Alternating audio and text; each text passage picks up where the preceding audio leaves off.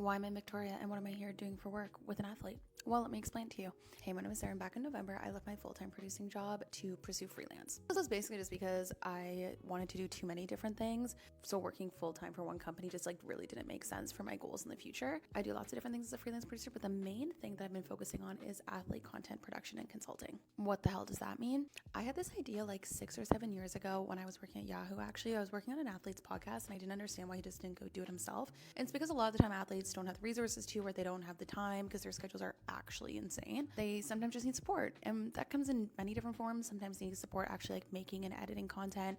Sometimes they need support managing their social channels. Sometimes they need support when it comes to actual media management, meaning helping them find interviews, how to talk in interviews, lots of different things. So that's what I do now is I do white label content for athletes and I do media consulting. There's so much that falls under that, but because of my experience as a sports producer on the other side, and then also my content creator influencer experience, knowing how to edit original content and develop and strategize in that space, it kind of just made a lot of sense for me to start this part of my business. And I'm just here to help make their life easier in whatever capacity that means. So sometimes it is a full-on media manager who handles everything from social media to interviews, etc.